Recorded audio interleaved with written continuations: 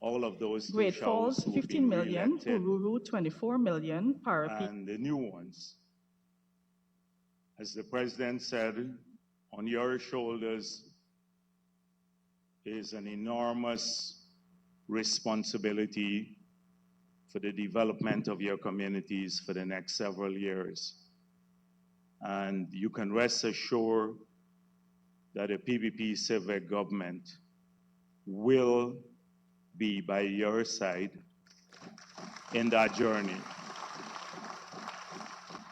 I also wish to congratulate all of those who've been elected to the NTC and the executives of the NTC and the head of the NTC, Derek John.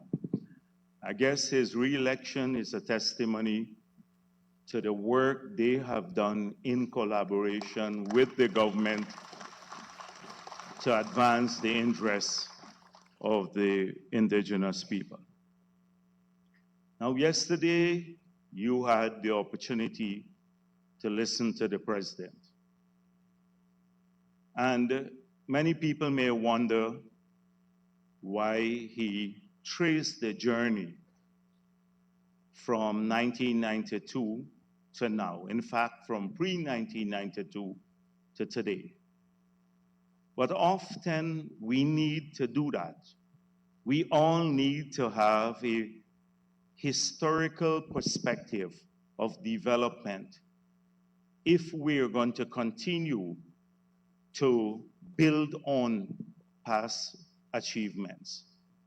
And so, in comparisons, you often get to the truth. And you often get to who is in favor of development and who is not. It's only through comparisons of track records.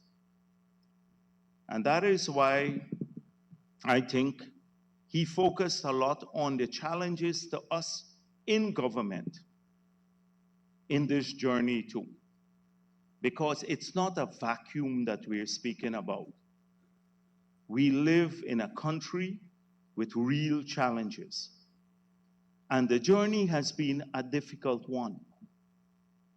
In the early period, if you look at the McIntyre report, which was issued in 1990, and for the Toshaos here, particularly those who are interested in history, it would be a good lesson to just go back and read this report because it paints a picture of our country in the 90s.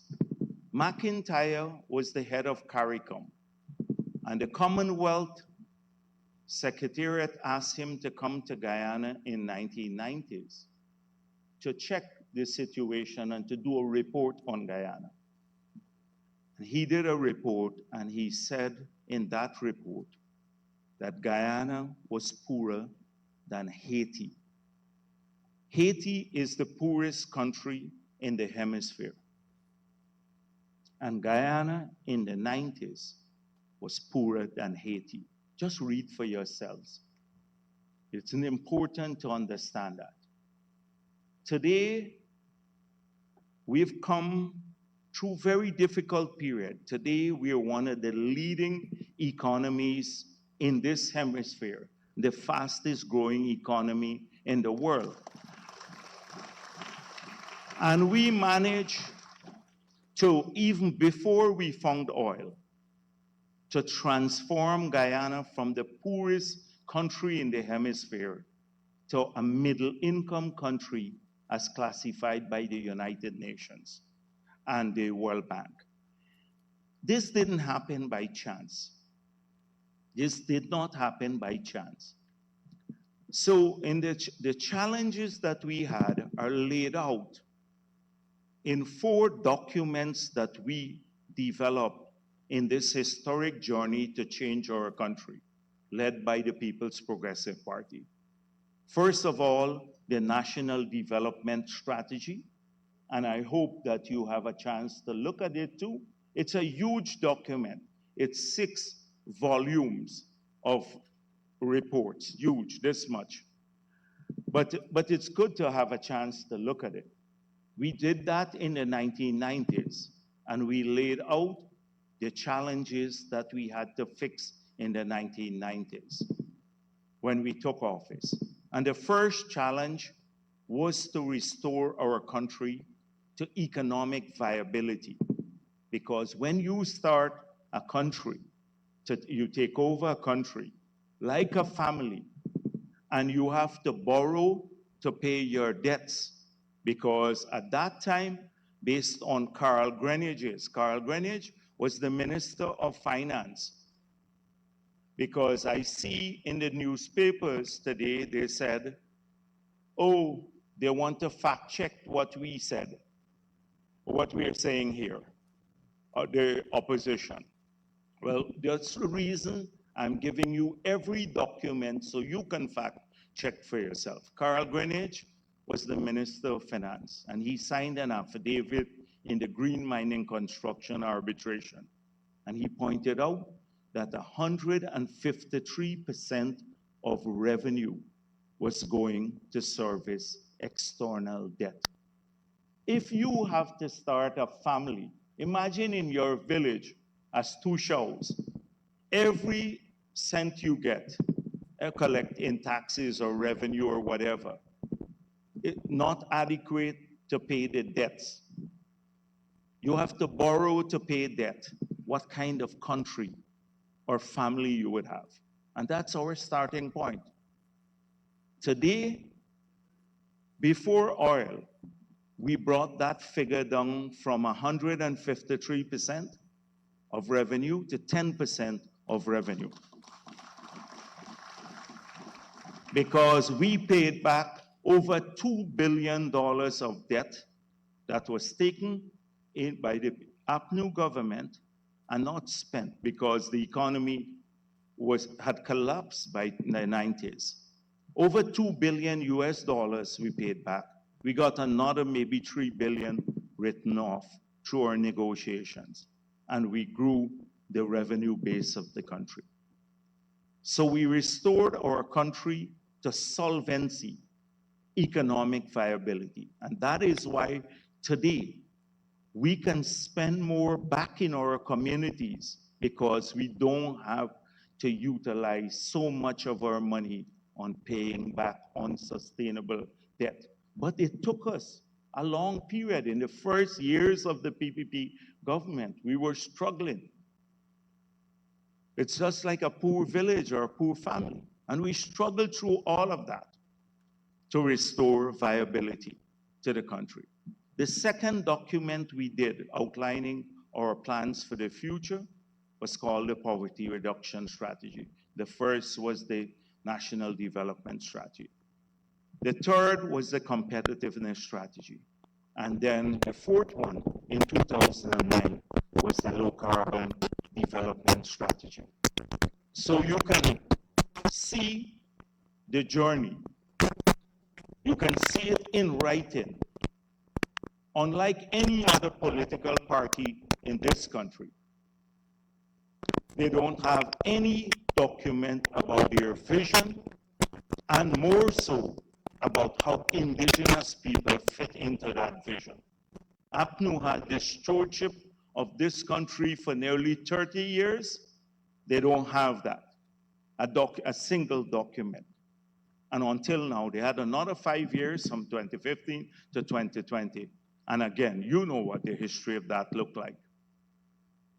So when we compare and when we do comparisons to what happened and where we are today, many people may think it's a political issue, but it's a factual one. If we don't speak of this, then we cannot understand the progress we made as a country or the progress you've made in the communities. And then you would not be able to differentiate the differences between the People's Progressive Party that I'm General Secretary of and the other political parties. You would not be able to do that. That's why it's through comparisons that we get to the facts.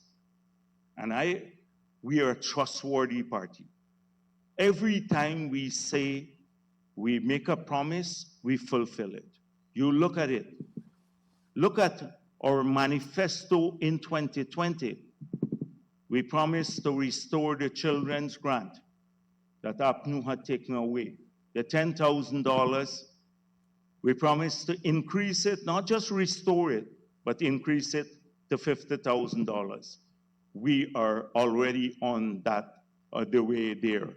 This year, the children will probably get about 45,000. Next year, in the next year, they will get 50,000 from that grant alone, leaving out the school uniform grant, which we had increased. We kept our promise.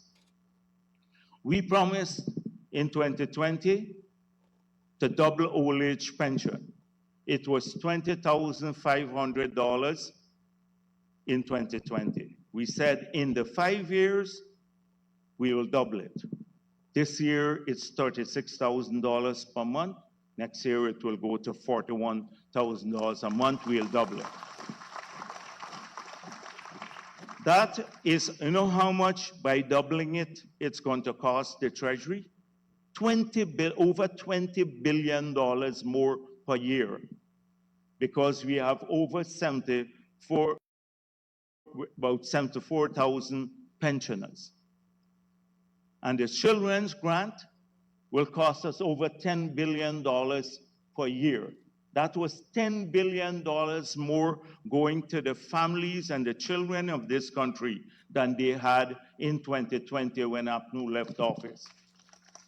10 billion more. I want to get the water for me.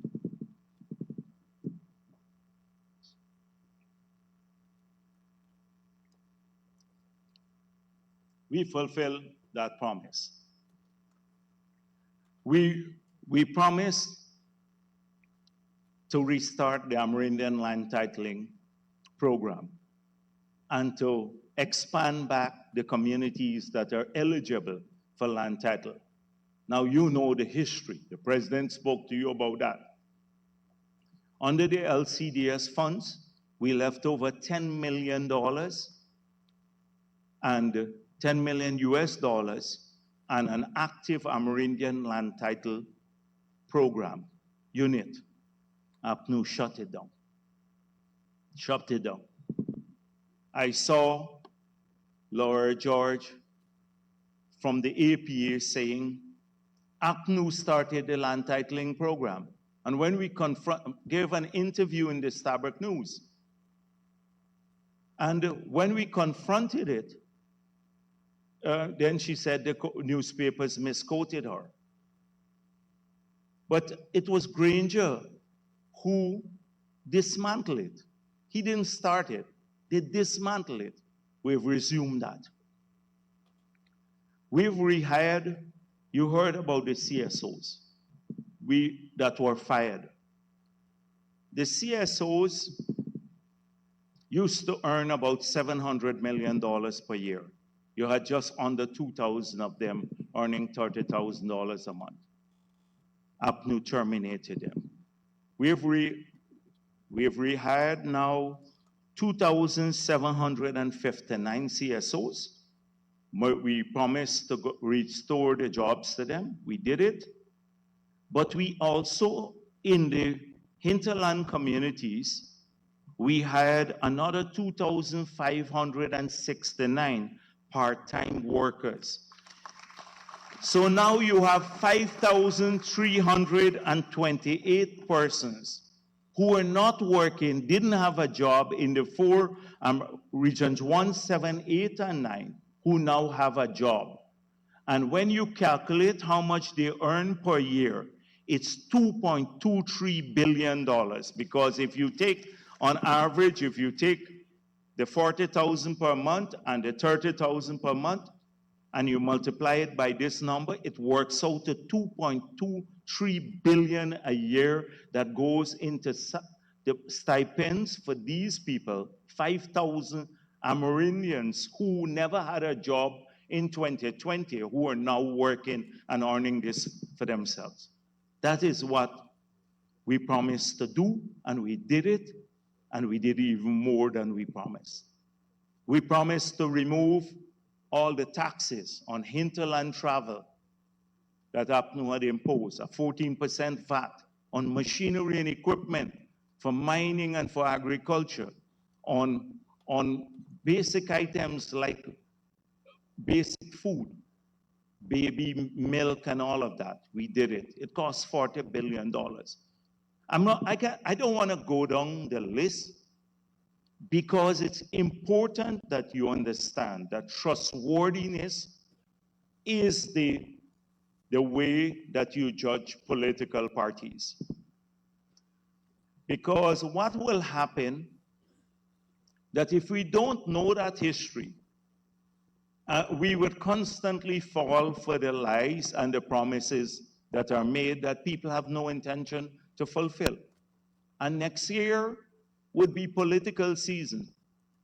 And you would see them emerge once again with all of the promises. But you can't believe anything that is said because they made the promises in the past, but never had. Indigenous communities were totally neglected in 5 years. Let me give you one example. Yeah, the president is here now. All right, go. So let's welcome the president.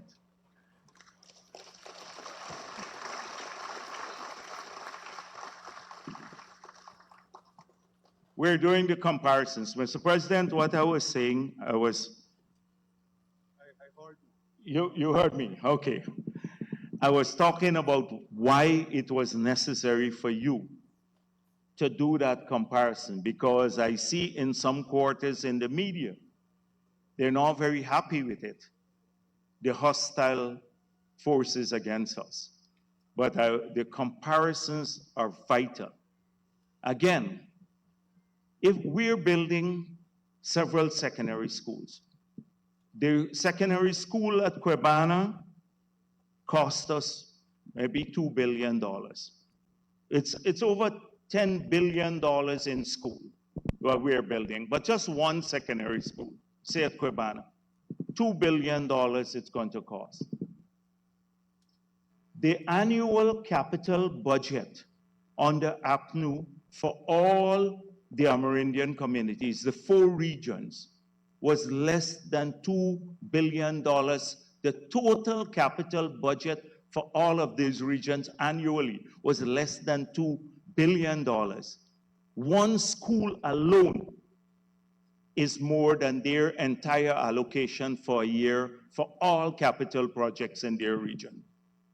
It is something you can fact check. And I hope that the APA will fact check this too when you talk about commitment. You can fact check it every day. And then you see what the efforts that have been made by this government. So sustainability is vital for us. Sustainability.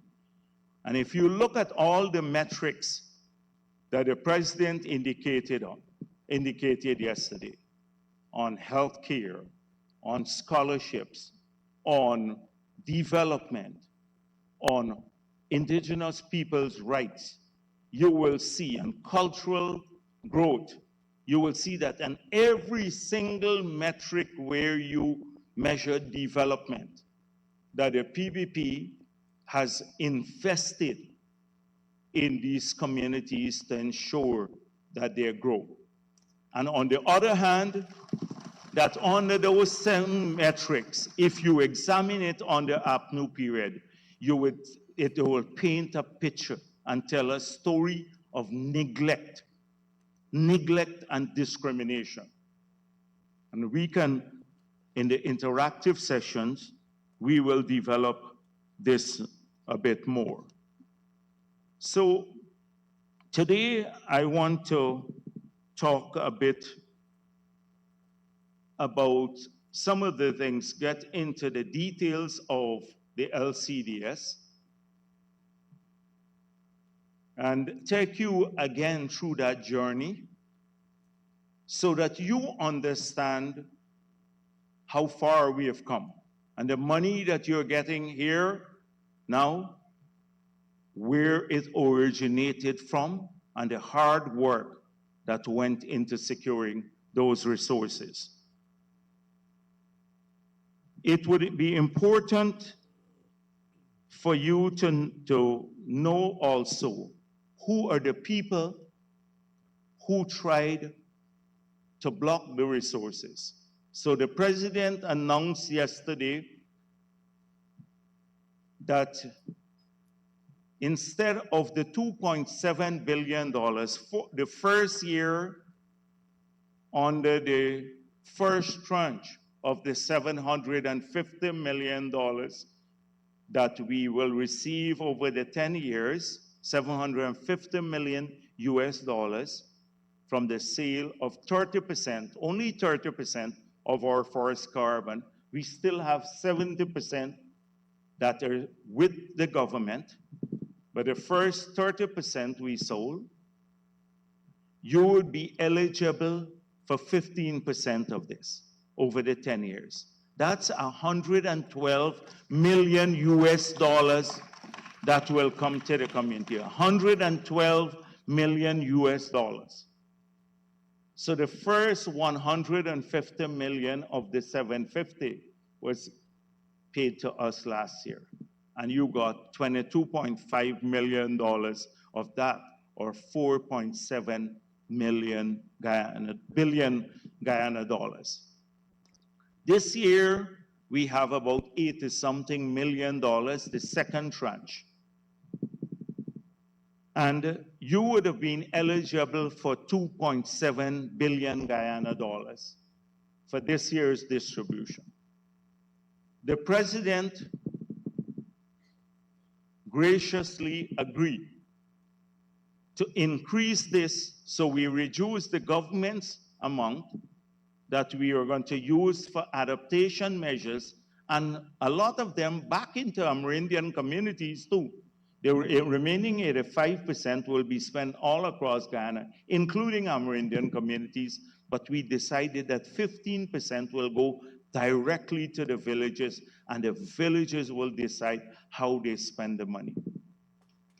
The president increased it to $4.8 billion from 2.7, added for this year $2.1 billion more on what you're supposed to get. So now you're getting over 26% of the total allocation. We have 242 villages that benefited last year. And you know 800 projects have been done, over 800. This year, we have a number of CDCs that have applied, and we decided that we will stick with the 242 villages, but we'll set aside another $100 million for those communities that are now coming and have asked to be part of it. Some of them are not villages, they're run by CDCs, and some are not fully Amerindian, but they will get small grants. So we want to be fair. But we did not want to dilute the amount that you will get, or what you got last year for the 242 villages. You're going to, later, Pradeepa and the others will tell you how much you got, because some of the Toshaos may not have been here last year. So every village, they will call out the sum that you will receive.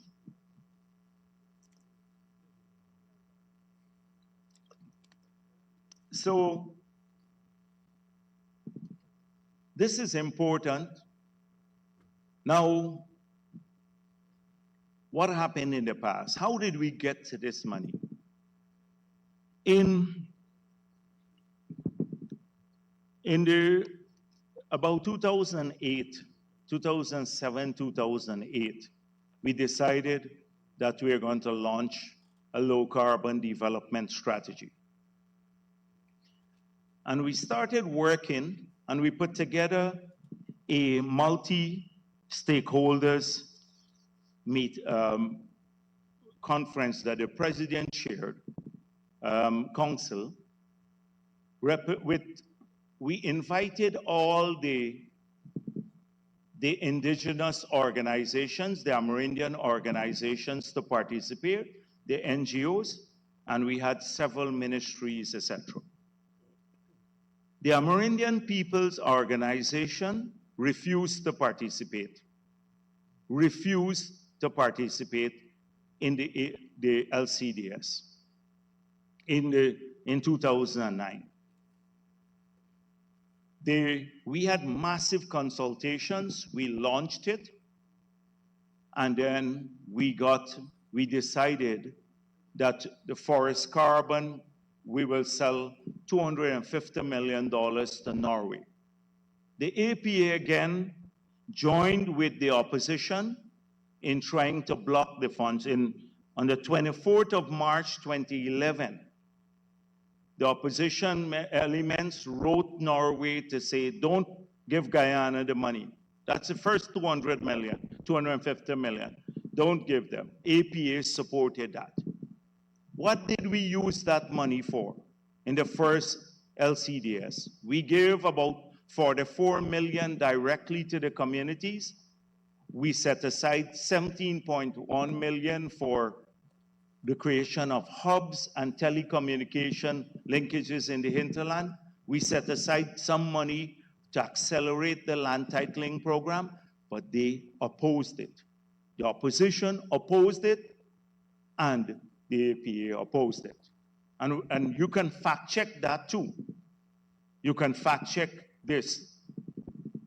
In the period 2015 to 2019, the APNU government utilized the funds that we left from the LCDS, but they killed the LCDS. They launched a Green State strategy. They said they were going to use money from the LCDS to do a Green State strategy. Nothing came out of it. Not a word of support from the APA in that period. In fact, when they tried to dilute the Amerindian Act and the Indigenous Peoples Commission that we had put in the Constitution, not a word then. Not a word when the land titling stopped practically in that period. So we got back into office and we decided that we want to restart the LCDS and we want to expand it. And we did that, and we expanded the LCDS and launched it. And then we started the process of getting our forest certified so that we can resume earning money and getting money to the Amerindian communities. So guess what happened? Again, I'm going to give you the details because I saw one Toshaos yesterday said in the newspapers today in Starbuck News, one Toshaos from here wasn't very pleased about what the president said. And he believed that it's a campaign speech. But we have a duty to let the Toshaos, all of you here, know what the facts are. You're leaders. You're leaders. We can't sweep it under the carpet. And if it's inconvenient to anyone, so be it. But these are the facts. So on the September 22nd, the APA lodged a complaint to the Art Secretariat and asked for Guyana's carbon credit to be suspended. The same carbon credit, the money that you're getting now here today, they asked for it to be suspended. September 2022. You can check the newspapers too. On October of that year, they followed up and they wrote to donors, not just the Art Secretariat, but to the donors now, attempting to discredit the program. March of 2023, APA sent another letter to the Art Secretariat asking for Guyana's carbon credits program to be stalled. On May of 2023, an independent reviewer found there was no basis for the APA's complaint. On the 24th of June 2023, APA appealed the independent reviewer's decision. In September of 2023, APA named a tribunal member to litigate the matter, a US-based person. November 2023, the APA refused to comply with the rules of the appeal process, and the appeal was discarded. But that was not the end. They were trying to block it all the time, every cent that you're getting. So in September of 2023, they went to a New York Climate Week event organized by the APA and the partner in New York, and again spread a lot of falsehoods about the program.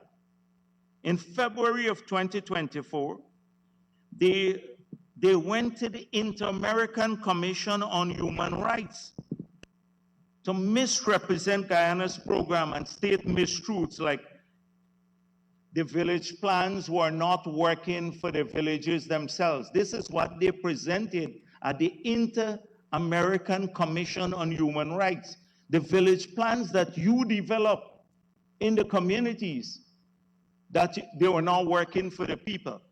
Imagine a Georgetown-based NGO that has collected nearly $20 million in the last few years, believes that it knows more than the villagers and the Toshaos in every village in this country.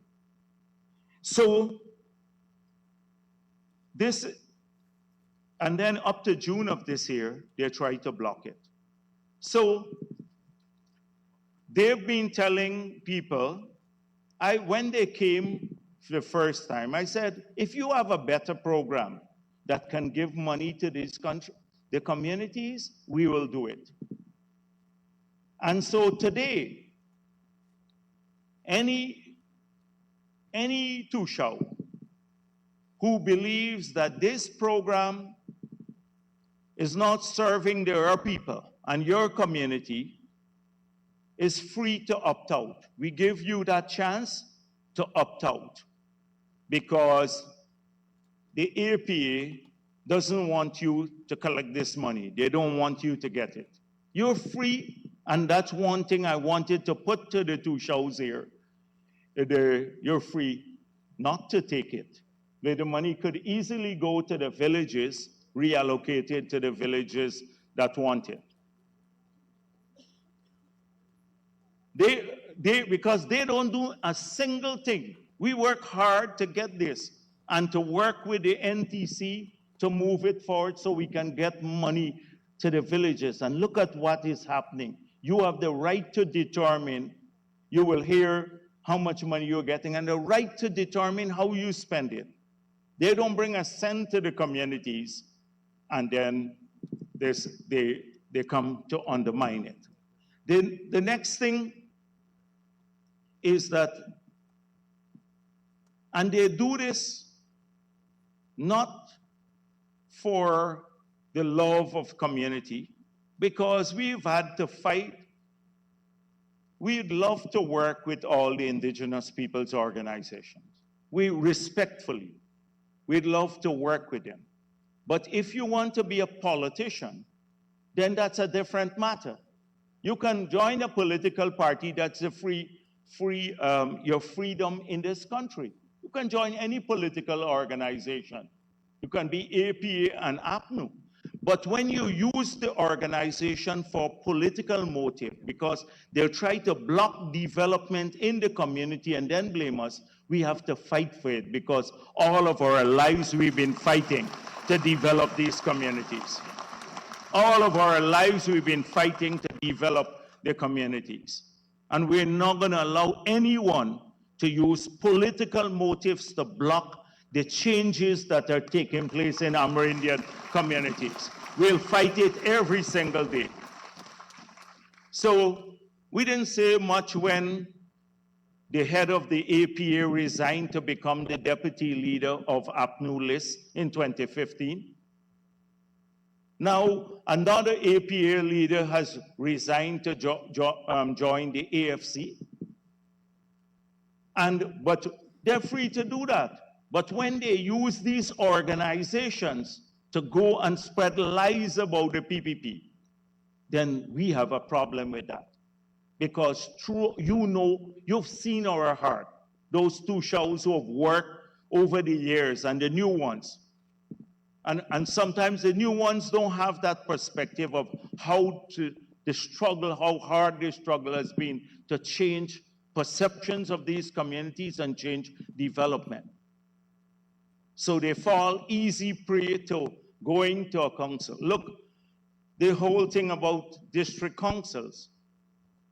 They get a lot of money from abroad to create tons and tons of money, district council. District councils are great once the Toshaos want them. But under the act that we passed when I was president, the Amerindian Act, district councils can't tell the villages when the new Toshaos what to do. They can help to support you. Every Toshao and every village under that act has autonomy to decide on what they want to do in their villages. Every one of you are the elected leaders. You are the people that have to ensure that your people in these villages progress. And so sometimes I feel that the district councils, it's useful if it helps to coordinate and all of that. And we want to work with the NTC to make sure that they help. But when it's abused. No, it's working. Oh, okay. I prefer to speak.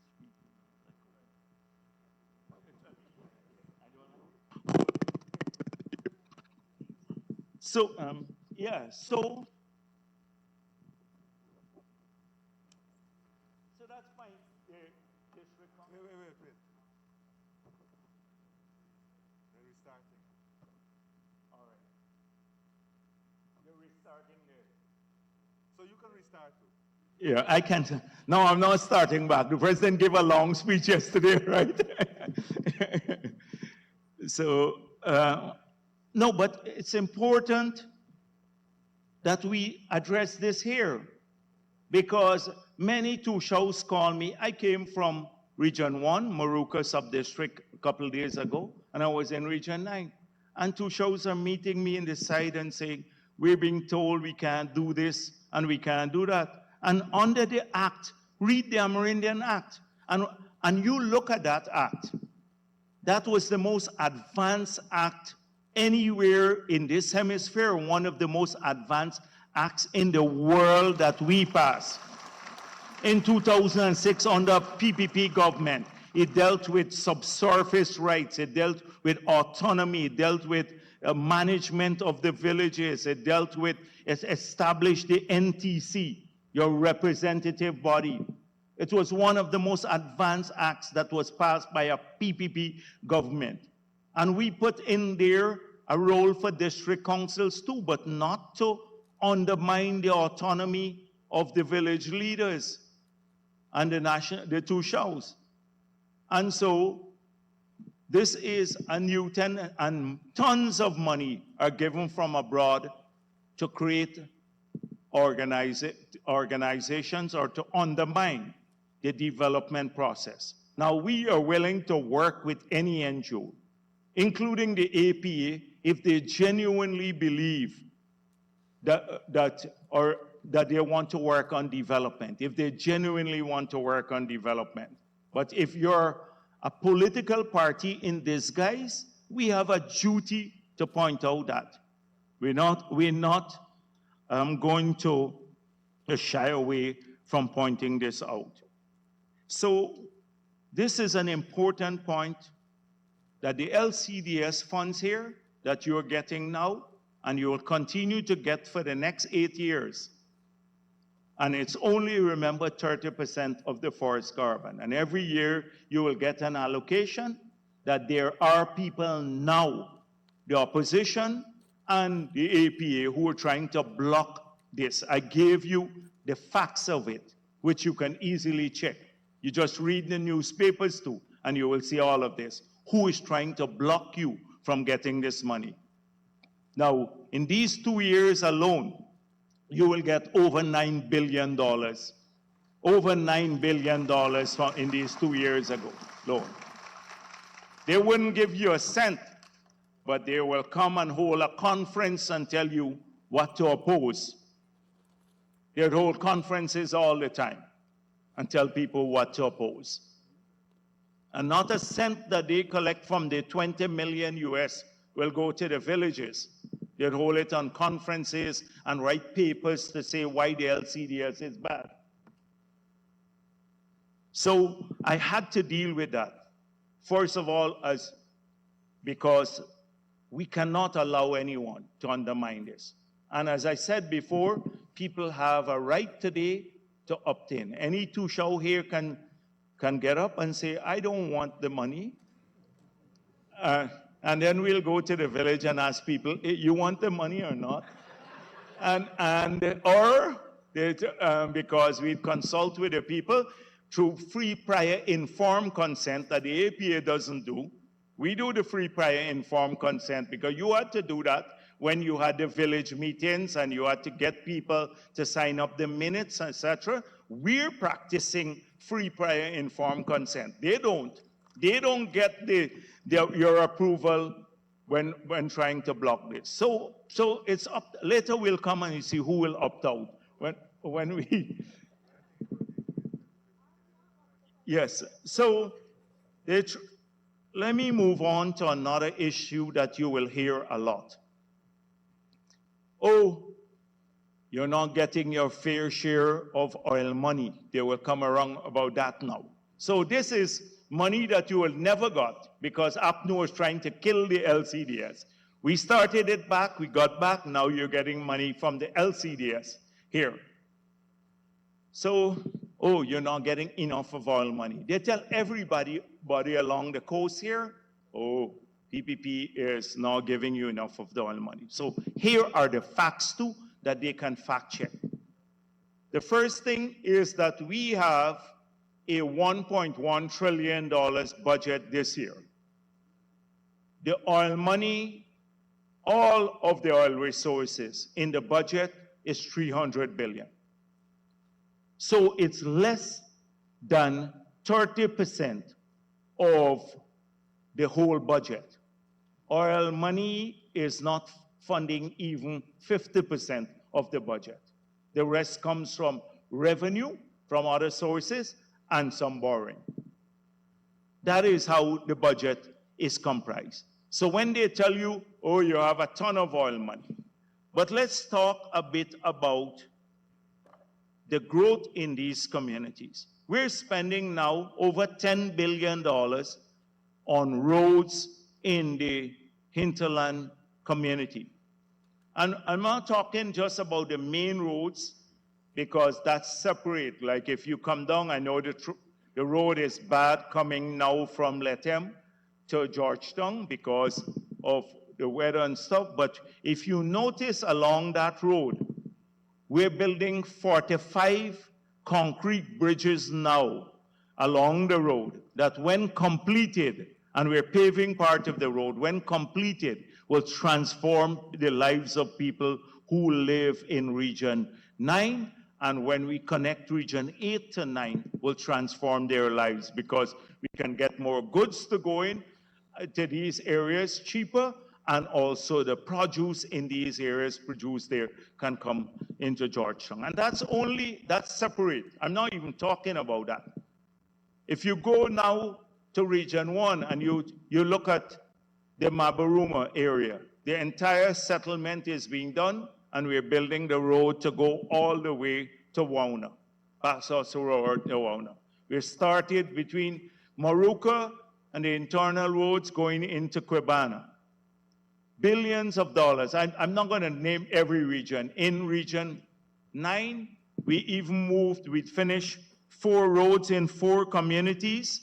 Internal roads, we're going to do internal roads in another 4 communities. That alone is like $500 million. About over $10 billion in roads. We have 4 hospitals that will cost over $20 billion, 100 million US dollars. And these are in the four regions, in regions 1, 7, 8, and 9. These hospitals would start very, very soon in those areas.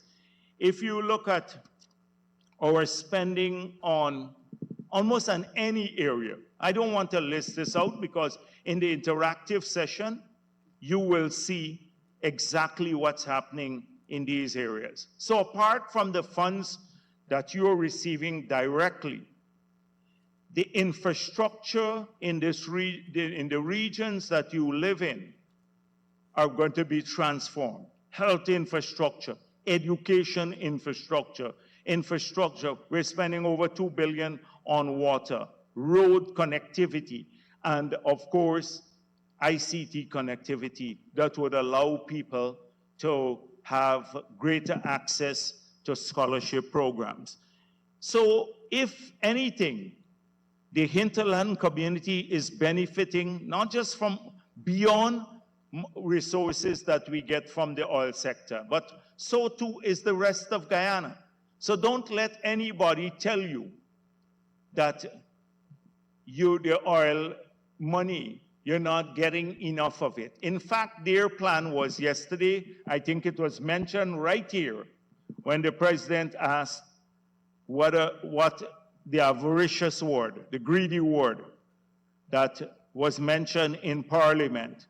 And that gentleman said, if Amerindians are greedy, if they don't get a minister from the government, if they get more land, they must not get oil and gas money. That was APNU's position then. APA didn't say, of course APA didn't say anything at that time. It was their government. And so this is it. You're going to hear that a lot when they come around in the next few weeks. So you're going to hear now about new concepts like 9 nations. I see the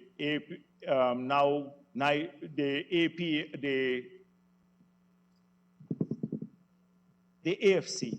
AFC speaking about 9 nations.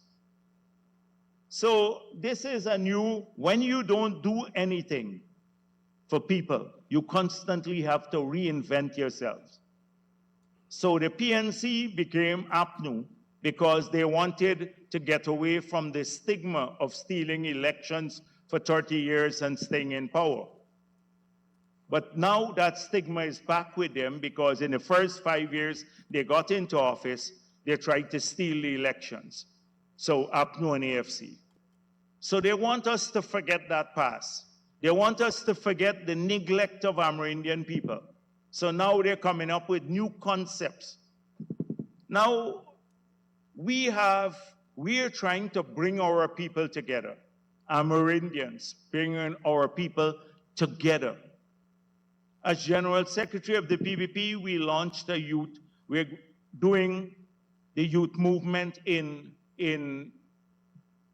the hinterland. We started right across the country. And I had to point out that at our last Congress, 1/3 of our delegates were Amerindians, 1/3 of our delegates. And I said to these young people, you have to dream of becoming future leaders of Guyana, not just of an Amerindian community. And 600 of them became PYO members in Region 9, and another 300 odd in Moruca Subdistrict, and we'll continue all there. So we're trying to bring all of our people together. People across race and religion, not to divide people. Don't let the Amerindian community be divided by these concepts that are political often, are done for a political purpose. Not to bring people together, the unifying strength of the Amerindian people. Look at you here, all of you as Toshaos, working together for the development of your country. You have all of these new concepts coming up but to hide who the real people are behind, often behind these concepts and what they mean. They reinvent themselves because their track record is bad. So today, I want to just engage now, I'm glad the president is here too, more into an interactive session with you. I want you to feel free to raise the issues. I'm very disappointed with the article that was Starbuck News. I knew would have had a chance to try to undermine us because through the APA. But Mr. Hastings, one of the Toshaos here, said, on the funding, he said, although it's not really an increase, since we expected less this time around, the adjustment means we end up with the same amount as before. I still believe indigenous people should have a chance to negotiate a better deal than the 15% offer. You're getting 26% now. This is the comment in the newspapers today. We're giving up. So every single, I'm very disappointed that this sort of thing. But you know why I take great faith? Because I know it's not the prevailing sentiment here. I know that it's not the prevailing sentiment. And so we will address all of these issues. We'll fact check, and we don't have to be, we can stand here with great credibility and speak about our achievements working with you. Other parties can't do that. And we must dumb down ourselves to suit them. That's what they want. But it's not going to happen. So today, let me go quickly through the other things that you're going to be discussing with us in the interactive session. So first of all, you're going to hear the allocation by villages. That's when I'm done speaking here, Pradeepa and the others would read out what you will get. We will then discuss a bit about the process through which you will move swiftly to start spending these resources. Now, we expect you to do another 800 projects in the next year or so, because 800 have been done from these funds. So we want you, the funds will be in your account, in the village's account by the end of the week, Ashni. So all of the money will be there so you can start spending. But you have to go through that process of getting the plans vetted, the projects going, etc. So we'll talk a bit about that. We'll talk about the continuation of the sport for the grants, because last year 200 villages got $1 million each to start developing the grounds, help the development of the grounds. All 242 villages that are benefiting from the grant will get another $1 million this year that we'll set aside. So that's only for sport. You know, the presidential grant is also going to be discussed, so you get your allocation under the presidential grant. So, and that will be worked out, hopefully before you leave by the ministry, and you will know what the allocation would be. So those are 3 areas where you will get specific funds under the presidential grant, the grant for the sport development, your LCDS funds, we can talk about all 3, and then a lot of ideas for the budget next year, because the big things we may not be able to get done now, but we can put them, the budget will be in a few months' time. We're already in August, so in January, the budget will go out. So anything that you raise here that we can't fund now, or you can't fund through your LCDS program, we can get those reflected in the budget next year. So we're looking forward to the next couple of hours of interaction, talking to you about your communities.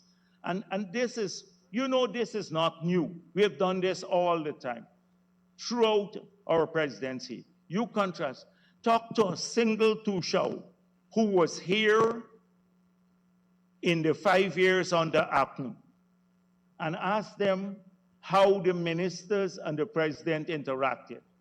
Just a speech and disappeared. Nothing, no engagement. You've had from a PPP government every year since we started the NTC. Every president, you see our president is here. Came yesterday, came back today. Not make a speech and then leave a cardboard cutout for the rest of the conference. So, and all the ministers are here. You get a chance to talk to them directly about your development. This is a unique thing. You find out from the APA if this happens in any country in the world, any country where indigenous people live, any country in the world.